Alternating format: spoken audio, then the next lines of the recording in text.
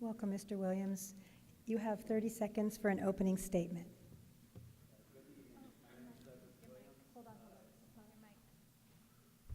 There you go. Excuse me. My wife, Janine, and I live in Piscinas. We've been married for 37 years. I have 2 daughters, Jillian and Hillary, 2 son-in-laws, and 2 grandchildren with 1 on the way. Thank you. For our first question, do you have ideas on how to reopen San Justo Reservoir to public despite the zebra mussel infestation? That might be a long process.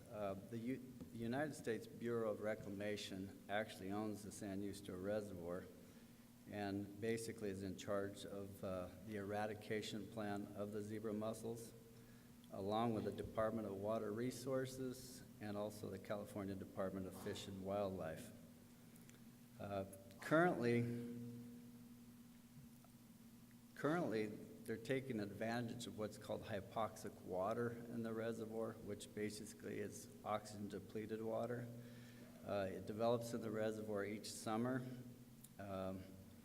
and along with that, they're actually draining the reservoir down 40 feet each summer in hopes of drying out the mussels that are the zebra mussels that are exposed.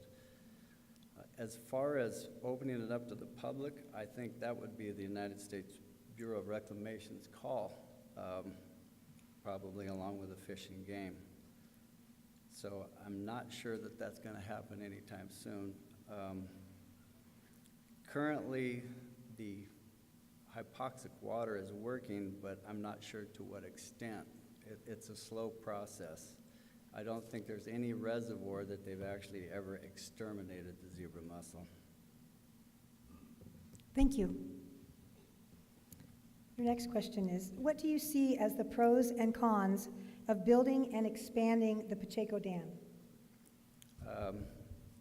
I only see pros in that. The Pacheco Reservoir Expansion Project, which along with Santa Clara Valley Water and also the Pacheco Water District, is just a win-win.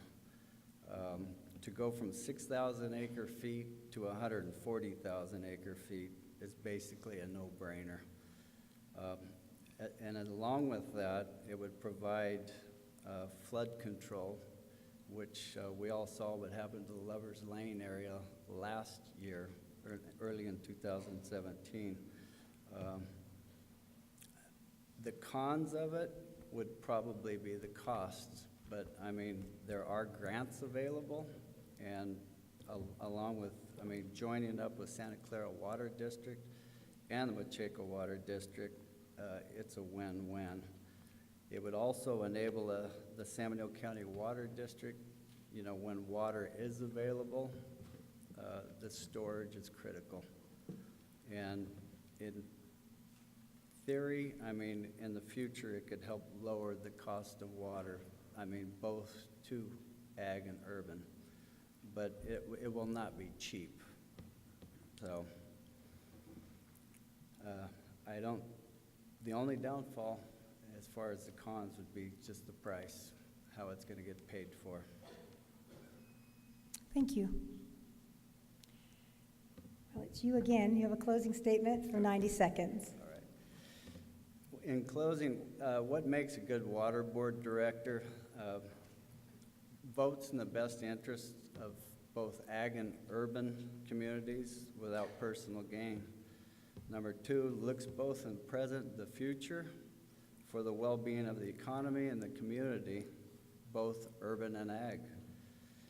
Educates oneself to be able to evaluate each issue. My opponent, who is not here tonight, has stated that ag uses 80% of the imported water and urban users get 20%. Not a true statement. In the past 5 years, use of imported water was 46%. Ag got 54%. So my opponent has also stated he will not vote for anybody born and raised in San Benito County or affiliated with agribusiness. Ag is our #1 industry. 2016 crop report, San Benito, the total commodity values was $367 million. He has also labeled many longtime outstanding San Benito families as the good old boys on his website, which I take offense to. Every one of these families has had family members that have either served our county and are continuing to do so. Thank you. Thank you.